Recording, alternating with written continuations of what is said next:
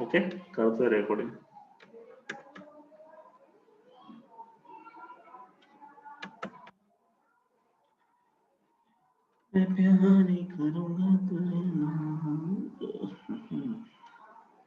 Okay, आता हे चालूच आपलं ड्रिफ्ट.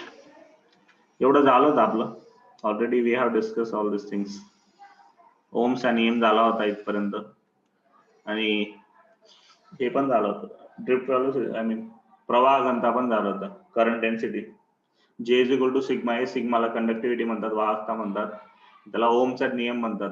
ओके, याला पण ओमचा नियम म्हणतात. ज्याच्यात जे काय कंडक्टिव्हिटी आहे, सॉरी जे काय प्रवाह घनता आहे, सिग्मा कंडक्टिव्हिटी आणि ई इलेक्ट्रिक फील्ड आहे.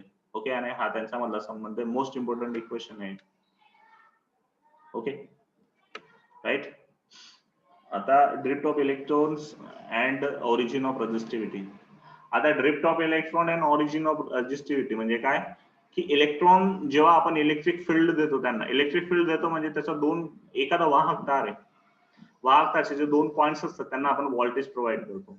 ओके, व्होल्टेज प्रोव्हाइड केल्यानंतर काय होतं की व्होल्टेज प्रोव्हाइड केला त्यांना इलेक्ट्रिक फील्ड भेटतं ऍक्च्युली दोन पॉइंट्सच्या मध्ये, क्योंकि पोटेन्शियल डिफरन्स मुळे काय होतं इलेक्ट्रिक फील्ड त्यांना भेटतं. त्या इलेक्ट्रिक फील्ड मध्ये ते ड्रिफ्ट करत असतात. आता ड्रिफ्ट करताना आता समजून घ्या एक अशी वस्तू आहे की समजून घ्या की एखादे, काय एक्झाम्पल देऊ मी तुम्हाला, एखादी वस्तू आहे, समजा की एखादा रोड आहे. ओके, तर आता जो तो रोड एकदम क्लिअर रोड आहे, एकदम क्लिअर रोड, तर तुम्ही इझिली जाऊ शकता त्याच्यावर, रनिंग करू शकता, पळू शकता, फटाफट फास्ट पडू शकता. पण तो एखादा समजा खाडे खपच्यावाळा रोड राहिला, एकदम खराब रोड एकदम, किंवा व्हेकलची गोष्ट करतो की एक हायवेवर व्हेकल एकदम स्मूथली चालतं आणि एकदम फास्ट जातं. त्याचं रिझन आहे की हायवेवर कुठं कट्स नसतात लवकर, आणि हायवेवर कोणता असा रोड खराब नसतो, एकदम व्यवस्थित रोड असतो आणि स्पीड तुम्ही इन्क्रीज करू शकता कारण की आजूबाजूला काही एरिया वगैरे नसतो, म्हणून हायवेवर एकदम फास्ट जातं. पण तीच वस्तू जेव्हा तुम्ही सिटीचा रोड, एखादा गर्दीवाला रोड घेऊन गेला, तर सिटीचे रोड लहान असतात, हायवेचे मोठे मोठे रोड्स असतात.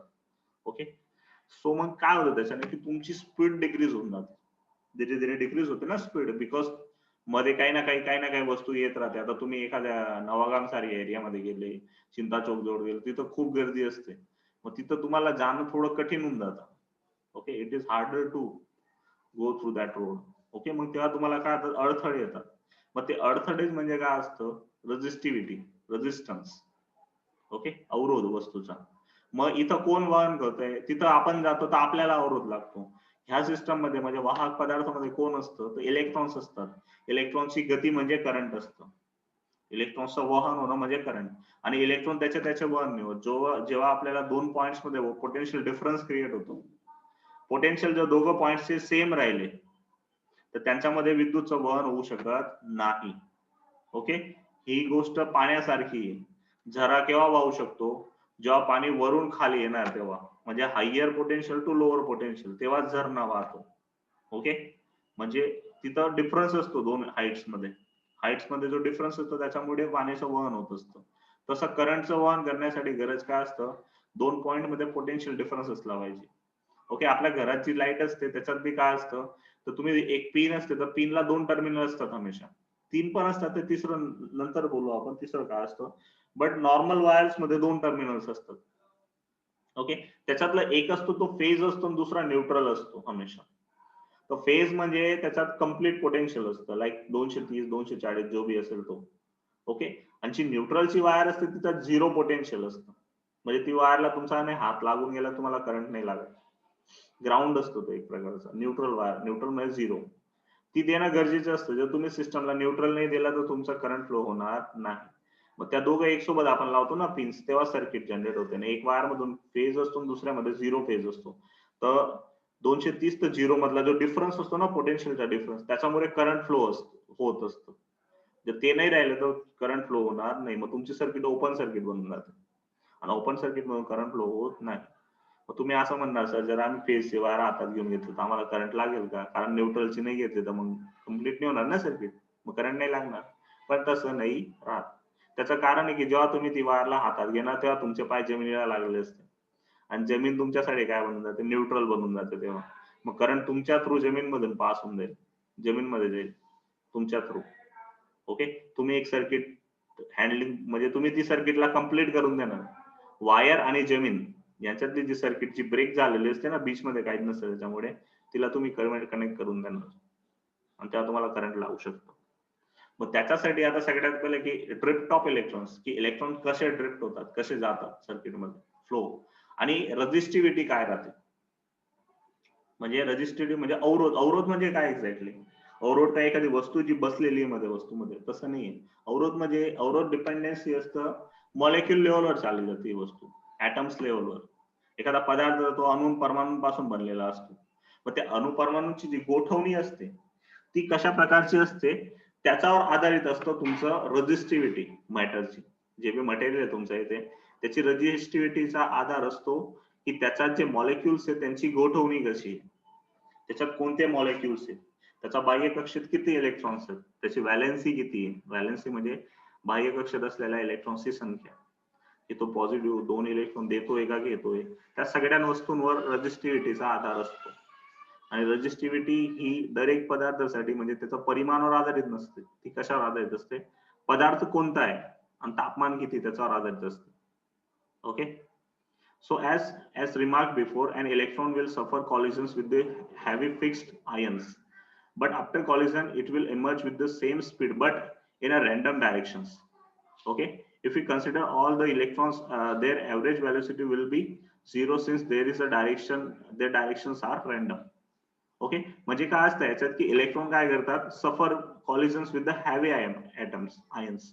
म्हणजे काय, जे पदार्थ बनतो, समजा एखादा कॉपरचा तार आहे किंवा कॉपर हो, अल्युमिनियम असो, सिल्वर असो, गोल्ड असो, जे बी ज्यांच्यातून करंट पास होतं ते वाहक तार असेल, तर वाहक तार मध्ये काय असतात, आयन्स असतात, धन आयन ऋण आयन असतात. धन आयन असतात, ऋण आयन नसतात, तिथे ऋण तर इलेक्ट्रॉन्स असतात. आयन्स असतात जे त्यांच्या लेटेस्ट पॉइंटवर असतात, फिक्स. त्याचे जे लेटेस्ट पॉइंट असतात त्याच्यावर फिक्स असतात. लाईक मी एक फिगर ड्रॉ करतो इथं फॉर बेटर अंडरस्टँडिंग, की एखादा हा वाहक पदार्थ आहे, तर ह्या वाहक पदार्थ मध्ये काय असतात, सगळे पॉझिटिव्ह हे काय धन आयन आहेत तुमचे, जे त्यांच्या जागेवर काय असतात, फिक्स असतात. ओके. आणि जेव्हा हे धन आयन फिक्स असतात, तर इलेक्ट्रॉनला जेव्हा फ्लो करायचं असतं तेव्हा यांचा मधून पास व्हावं लागतं. त्याला इलेक्ट्रॉन्सला काय करावं लागतं, यांचा मधून पास व्हावं लागतं. समजा की एखादा इलेक्ट्रॉन आहे, तो इकडून असा आला, असा जातोय लगेच इकडे, इथून इथपर्यंत येताना त्याला खूप स्पीड असेल त्याच्याकडे, पण जसा धन आयन सोबत कोलाइड करेल त्याची स्पीड 0 होऊन जाईल. मग परत तो स्टार्ट करेल, पण कोणत्या बी डायरेक्शन मध्ये, रॅन्डम, इकडे तिकडे अस्तव्यस्त गती करेल. अस्तव्यस्त गती करून समजा तो इकडे आला, परत इकडे कॉलिजन झालं, परत इकडे जाईल, परत इकडे समजा याला चुकून गेला, इकडे कॉलिजन झालं. मग याच्यामुळे धीरे धीरे त्याची काय दरवेळेस त्याला स्पीड भेटते, परत थांबतो, परत स्पीड भेटते, परत थांबतो. मग समजा की एखादं व्हेकल असं चालतंय की ते समजा चालतंय, फास्ट झालं आणि अचानक काय आलं, लगेच थांबावं लागेल. लगेच परत फास्ट झालं, अचानक काय आलं, लगेच थांबावं लागेल. परत फास्ट झालं, अचानक काय आलं, थांबवलं. मग हे काय, हे हर्डल्स आहेत. म्हणजे काय, एक प्रकारचे अवरोध रस्त्यात येत आहे की ज्याच्यामुळे तुमची स्पीड काय होते, कमी होते. त्यामुळे तुमची स्पीड जर कमी झाली तर तुम्हाला कुठेतरी जाण्यासाठी जास्त वेळ लागेल. मग तसं करंटचं असतं की जेवढे जास्त हे धन आयन त्याच्यामध्ये असतील इथं जवळ जवळ, तेवढी त्यांची स्पीड कमी होईल आणि तेवढा करंट कमी फ्लो होईल. जास्त इलेक्ट्रॉन फ्लो होऊ शकणार नाही. एक एक इलेक्ट्रॉनला जायला जास्त टाइम लागेल ना. मग जेवढा जास्त टाइम, कारण करंटचं इक्वेशन काय असतं, Q I is equal to Q by T असतं. म्हणजे एका सेकंदात कोणत्याही 8 मधून, समजा एक 8 असेल, या 8 मधून एका सेकंदात पसार होणाऱ्या इलेक्ट्रॉन्सची संख्या किंवा पसार होणारा विद्युत भार, त्याला विद्युत प्रवाह म्हणतात. मग आता जर इलेक्ट्रॉन्सला पास व्हायला टाइम जास्त लागतोय, तर मग ऍट अ टाइम कमी इलेक्ट्रॉन पास होतील. कमी इलेक्ट्रॉन पास होईल म्हणजे कमी चार्ज पास होईल, त्याच्यामधून विद्युत भार कमी पास होईल, आणि कमी विद्युत भार पास झाला म्हणजे करंट बी काय असणार आहे, कमी असणार आहे. समजली ही गोष्ट. टाइम वर डिपेंडन्सी इथं, इलेक्ट्रॉन जेवढे तेवढेच पास होतील, पण ते किती लवकर किंवा किती लेट पास होतं त्याच्यावर करंट आधारित असतो. ओके. असं नाही की करंट म्हणजे सगळेच इलेक्ट्रॉन्स, असं नाही.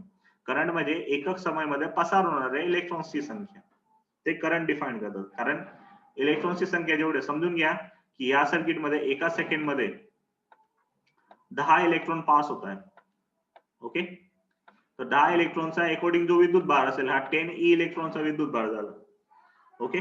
मग एवढा विद्युत भार पास झाला तर तुमचा करंट किती होऊन जाईल, तर करंट क्यू बाय टी प्रमाणे तर हे 10 इलेक्ट्रॉन गुणिले 1 इलेक्ट्रॉनचा विद्युत भार करावा लागेल. तर आपल्याला हा विद्युत भार भेटून जाईल पुरा, की एका सेकंड मध्ये पसार होणारा विद्युत भार भेटून गेला.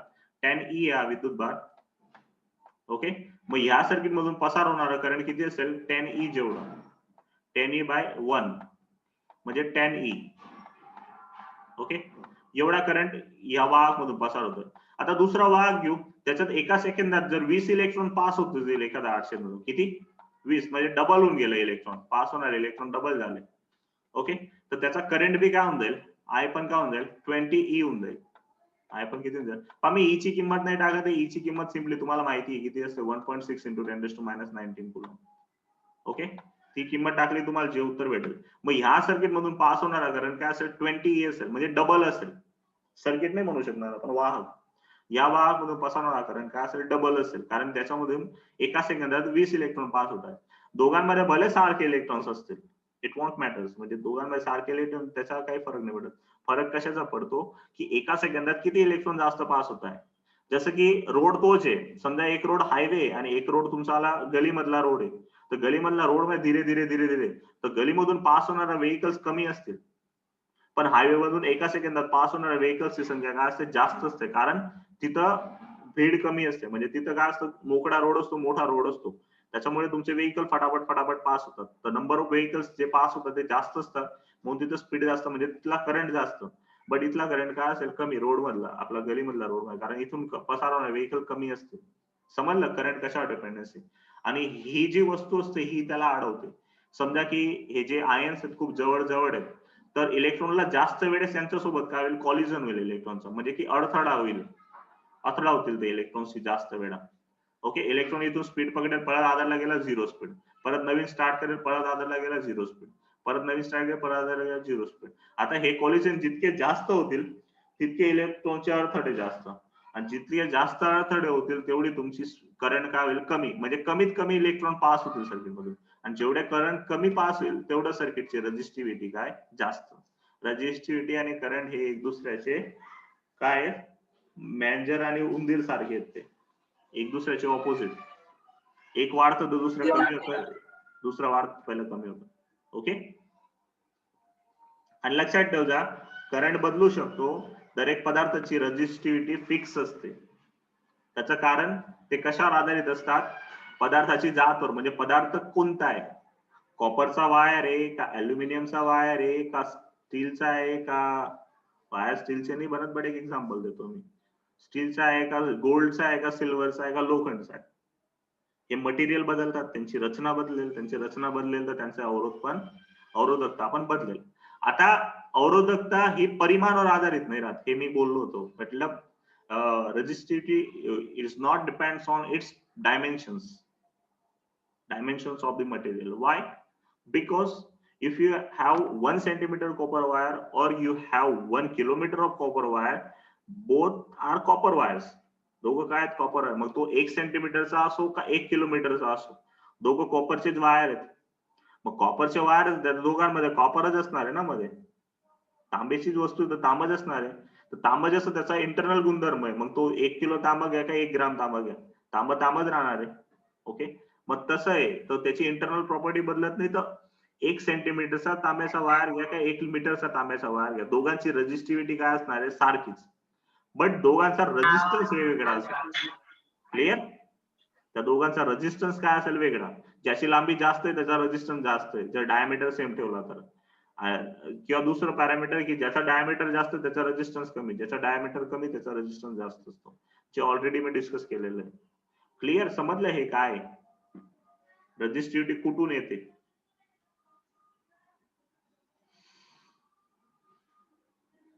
Any doubts?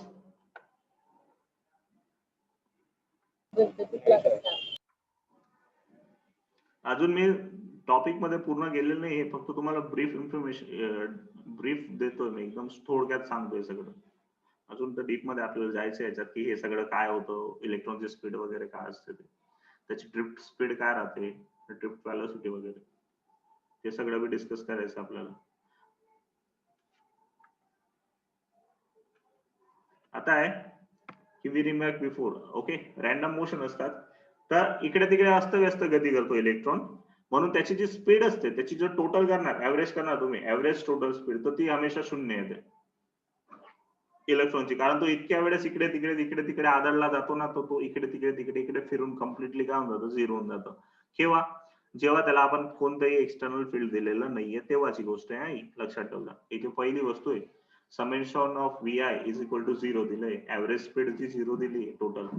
ती काय आहे की इलेक्ट्रॉन अस्तव्यस्त गती करतो, मग तो कुठे बी जाऊ शकतो. तेव्हा स्टार्टिंग मध्ये इलेक्ट्रॉन जो असतो त्याला आपण, मी पहिलीच आकृती काढून दिली होती या चॅप्टर शिकवताना, करंट तुम्हाला सांगतो तेव्हा, की जेव्हा आपण व्होल्टेज नाही देत, आपण एखाद्या सिस्टमला व्होल्टेज नाही देत, तेव्हा काय असतो, इलेक्ट्रॉन अस्तव्यस्त गती करतो कुठे बी. मग जितके इलेक्ट्रॉन इकडे जाणार असतात तेवढेच दुसरीकडे जाणारे बी असतात, सापडणारच तुम्हाला इक्वल आणि ऑपोजिट इलेक्ट्रॉन्स. त्याच्यामुळे टोटल काय होऊन जातं हमेशा 0. म्हणून नेट चार्ज नसतो, आणि नेट चार्ज नसल्यामुळे टोटल करंट काय असतं, 0 असतं. तसं त्याचा टोटल स्पीड बी काय होऊन जातो 0, कारण की इलेक्ट्रॉन हमेशा रॅन्डम मोशन मध्ये असतात, इकडे तिकडे सगळे फिरत असतात. Consider now in situation when electric field is present. आता सेकंड सिच्युएशन काय कन्सिडर करायची आपल्याला? फर्स्ट सिच्युएशन होती when there is no electric field. Now the second situation is what? Consider now the situation when electric field is present. Electrons will accelerate due to this field. मग electron काय होतील? आता तुम्ही जर electric field दिलंय, electric field दिलंय म्हणजे तुम्ही एक फोर्स अप्लाय केला इलेक्ट्रॉनवर. ओके, आणि फोर्स अप्लाय केलाय म्हणजे तिथे एक्सेलरेशन तर येणारच आहे. बाह्य बळ आहे तर मग वस्तूला एक्सेलरेशन म्हणजे प्रवेग भेटणारच आहे. मग किती प्रवेग असेल तेव्हा इलेक्ट्रॉन्सचा? तर हे प्रवेगचं इक्वेशन आहे. आता तुम्ही म्हणणार सर इक्वेशन कुठून आलं? कोणाला समजलं इक्वेशन? Tell me. इक्वेशन समजून गेलं सर की हे काय आहे, आम्हाला समजलं.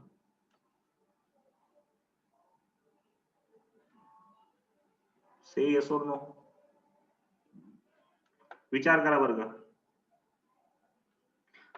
ऍक्च्युअली तुम्ही शिकून गेले तर दोघं इक्वेशन शिकलेले आहेत, तुम्हाला माहित नाही, बट हे शिकलेले आहेत तुम्ही.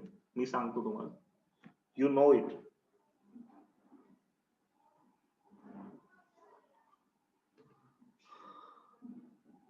हो, कोणी जर बोला, नाही तर आज सांगा नाही माहिती, तर मी पुढे शिकवतो.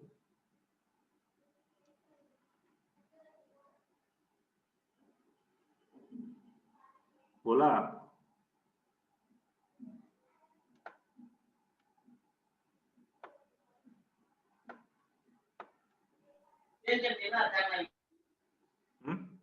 No idea. वडा पण वापर, नो आयडिया नाही.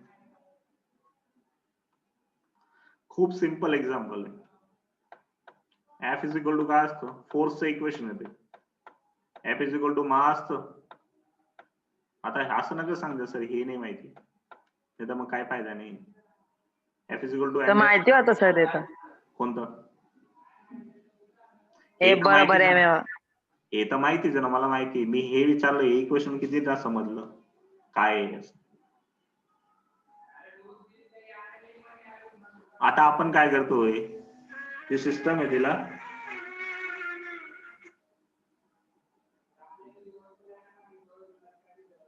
Just minute.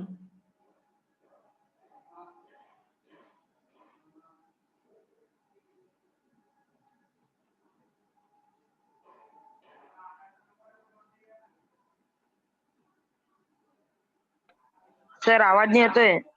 हा, मी बोलत नाही म्हणून नाही.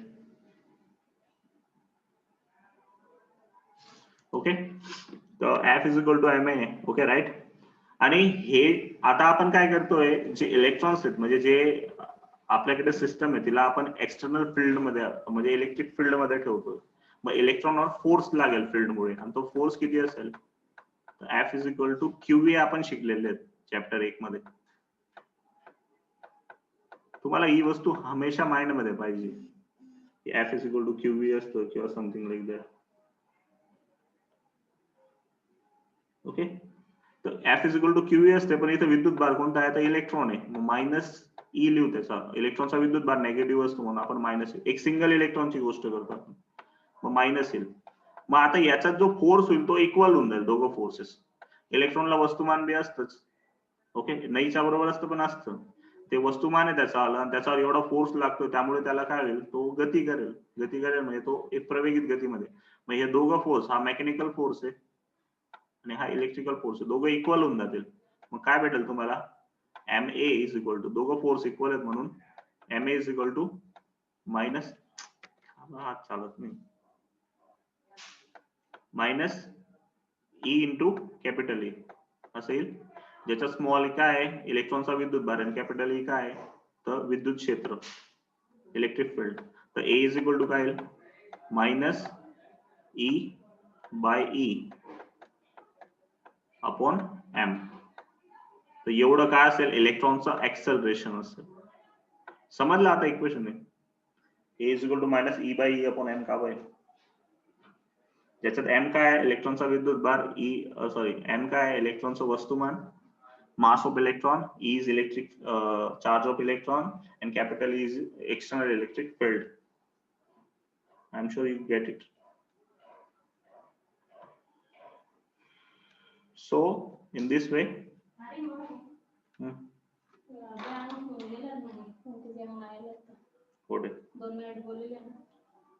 okay मी आलो 2 मिनिटात.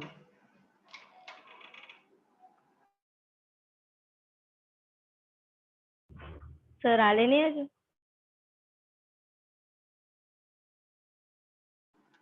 ओके बोला, सॉरी थोडं काम होतं म्हणून. ओके मीटिंग आता संपून जाईल 10 मिनिटात. ओके समजलं. तर आता हे एक्सेलरेशन असतं याचं. ओके आता आपण एक वस्तू शिकलेले आहेत ऑलरेडी, हे इनिशियल स्पीडचे इक्वेशन आपण याच्यात शिकले होते की minus E is a charge and M is the mass of electron. Consider again I म्हणजे खूप सारे इलेक्ट्रॉन्स आहेत, त्याच्यातला एक इलेक्ट्रॉन आहे ज्याला नाव दिलंय I. ओके खूप सारे आहेत आपल्याकडे पण आपण एक इलेक्ट्रॉनला नाव काय दिलं I. तर ith electron at given time t, किती टाइमवर t टाइमवर, this electron would have had its last collision some time before t and let ti be the time elapsed after its last collision. Okay म्हणजे समजून घ्या की electron पहिले होता आणि त्याने लास्टला कॉलिजन केलं तर टी टाइम म्हणजे टी टाइमचा पहिले त्याने कॉलिजन केलं होतं. आता टी जो टाइम आहे तेव्हा त्याने जे कॉलिजन केलंय तेव्हा त्याची स्पीड किती असेल, if vi was its velocity immediately after the last collision, म्हणजे लास्ट वेळेस जे कॉलिजन झालं होतं त्याच्यानंतरची त्याची स्पीड जर vi असेल देन इट्स व्हॅलोसिटी म्हणजे त्याची लास्ट व्हॅलोसिटी म्हणजे आपली फायनल व्हॅलोसिटी अंतिम स्पीड म्हणतो ना आपण, ती किती असेल. तर आपण हे इक्वेशन ऑलरेडी शिकलेले आहेत. बिफोर म्हणजे पहिले त्याची स्पीड, प्रारंभिक स्पीड किंवा इनिशियल स्पीड vi असेल, लास्ट स्पीड त्याची ऍक्च्युअली मी लिहिणार काहीतरी मिस्टेक केली, आय लिहिले त्यांना दोन्ही, ऍक्च्युअली दोघं आय नाही करणार, हे इनिशियल स्पीड असेल आणि ही फायनल स्पीड असेल, इथं VT यायला पाहिजे actually. Okay VT after T I time VT लिहू शकतो आपण याला, त्याची फायनल स्पीड असेल त्याच्यावाली. ओके तो VT असेल तर मग ती VT स्पीड किती असेल ते, तर हे इक्वेशन आपण ऑलरेडी शिकलेले आहेत. कोणतं इक्वेशन आहे माहिती काय, V is equal to V0 AT, हे इक्वेशन शिकलं होतं ना आपण 11वी मध्ये. इक्वेशन खूपदा वापरलाय आपण, खूप ठिकाणी वापरलंय. Got it. हो सर. तेच इक्वेशन आहे. अंतिम स्पीड समजून घ्या VI असेल त्याच्यावाली, प्रारंभिक स्पीड VI, अंतिम स्पीड ही VT समजून घ्या, त्यांनी मिस्टेक केली थोडी ना. VT प्रारंभिक स्पीड VI असेल कॉलिजनचा पहिले, म्हणजे ते एखाद्या वस्तूला आदळलं जातं ना त्याच्या पहिलीची स्पीड आहे. ओके आणि एक्सेलरेशन किती त्याचं आलं तर आपल्या इथं एक्सेलरेशन येतं. एक्सेलरेशन आपल्याला माहिती एवढं इलेक्ट्रॉनचं, जेव्हा तो विद्युत क्षेत्रात आहे तेव्हा एवढं एक्सेलरेशन, टाइम किती घेतला त्याने TI. ओके सो एवढी वस्तू समजली आता, एवढी वस्तू. Then with the starting with its last collision it was accelerated with an acceleration given in the equation 3.15. Okay हे इक्वेशन मध्ये एक्सेलरेशन दिलं तेवढा एक्सेलरेशन येतो, गती करतोय. ओके मग आता पुढे काय होणार आहे,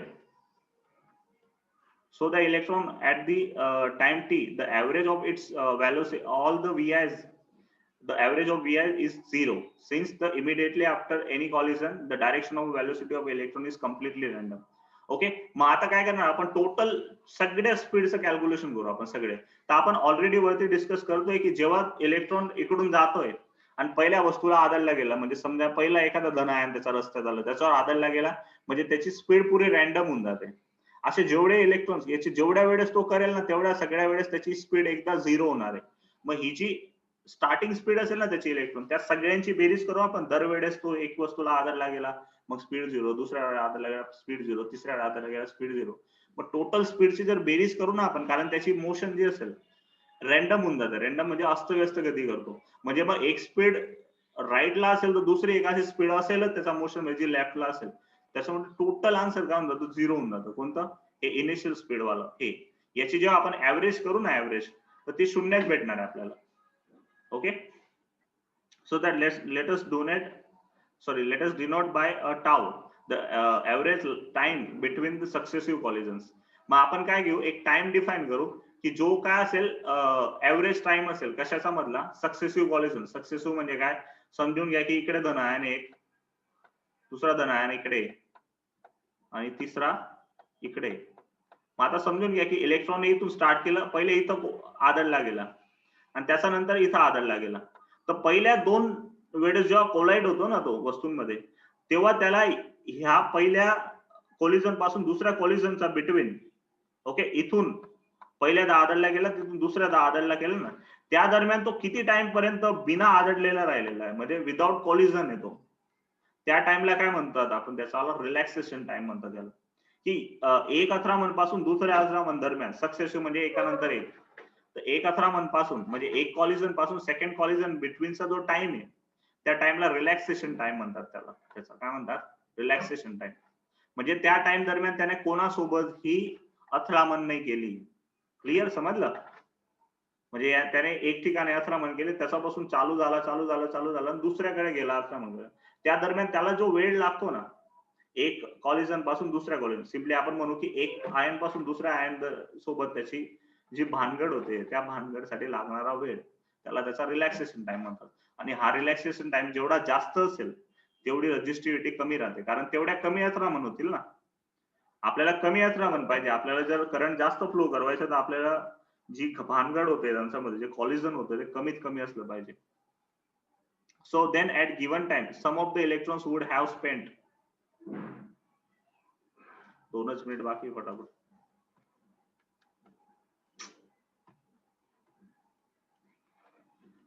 Some of the electrons would have time more than tau and some have time less than tau. म्हणजे काही इलेक्ट्रॉन्सचा टाइम टी पेक्षा जास्त असतो, काहींचा टाइम टाउ पेक्षा कमी असतो. In other words, the time ti in a equation will be less than tau for some and more than tau for others. We go through the values of I running from 1 to n. म्हणजे की काय, एक ith electron असे आपल्याकडे 1 पासून तर n पर्यंतचे खूप सारे इलेक्ट्रॉन्स असतील. Then the average value of ti then it's tau known as a relaxation time. म्हणजे काय, हे जेवढ्या जे अथरामन होते ना, म्हणजे की पहिल्या वेळेस कदाच खूप टाइम लागेल अथरामनला, लगेच दुसऱ्या वेळेस कदाच लगेच अथरामन होईल, तिसऱ्या वेळेस परत टाइम लागेल, चौथ्या वेळेस लगेच अथरामन होईल. मग हे टाइम सारखे नाही आहेत. मग आपल्याला एक टाइम नाही घेता येणार, मग आपल्याला काय करावं लागतं, एव्हरेज टाइम घ्यावा लागतो. ओके, म्हणजे समजून घ्या की असं असेल काहीतरी. समजून घ्या की इकडे धन आयन आहे, लगेच इकडे धन आयन आहे, दुसरा धन आयन इकडे, तिसरा धन आयन समजा इकडे. मग आता बा इथून इथपर्यंत अथरामनला कमी टाइम लागेल, पण इथून इथपर्यंत अथरामनला जास्त टाइम लागेल, परत इथं कमी लागेल, परत दुसरीकडे जास्त लागेल. मग हे सगळे टाइम सेम नाही आहेत, म्हणून आपण कोणत्याही एक टाइमला फिक्स नाही म्हणू शकत. मग आपल्याला काय करावं लागेल, ऍव्हरेज घ्यावी लागेल याची. आणि ही जो ऍव्हरेज टाइम असतो त्यालाच काय म्हणतो आपण, त्याचा रिलॅक्सेशन टाइम म्हणतो. ओके, काय म्हणतो त्याचा, रिलॅक्सेशन. म्हणजे रिलॅक्स येतो, मारामारी करत नाही. Okay, so that so averaging all over the n electrons at n given time tau gives us a average velocity vd. मग आपल्याला काय भेटते, एव्हरेज व्हॅलोसिटी भेटते. मग एव्हरेज व्हॅलोसिटीचं इक्वेशन काय होतं, तर जे पहिलं इक्वेशन आहे ज्याला ड्रिफ्ट व्हॅलोसिटी म्हणतो, average व्हॅलोसिटीला vd is equal to vi average is equal to vi average of initial starting c minus e by m into tau. मग आता याच्यात काय होणार, ही व्हॅलोसिटी 0 असते, हे 0 राहतं आणि हे तुमचं आन्सर असतं. आणि हा जो टाइम आहे हा बी एव्हरेज टाइम होऊन जातो, मग तो टाउ होऊन जातो तुमचा, काय बनून जातो, टाउ. मग फायनली तुमचं ड्रिफ्ट व्हॅलोसिटी इक्वेशन काय बनतं, minus E by M into tau. Okay, this is what your equation of drift velocity. पण मीटिंग ऑटोमॅटिकली बंद होऊन जाईल आता. सो आपला टॉपिक बी लगभग संपून गेला जो मला शिकवायचा होता तो. E by M into tau. तर हे झालं तुमचं ड्रिफ्ट व्हेलॉसिटीचं इक्वेशन. ओके, इम्पॉर्टंट आहे खूप. बाकीचं उद्या पाहू. उद्या किंवा पॉसिबल झाला तर आज संध्याकाळी मी घेऊन घेईल एक लेक्चर. Stop share. स्टॉप.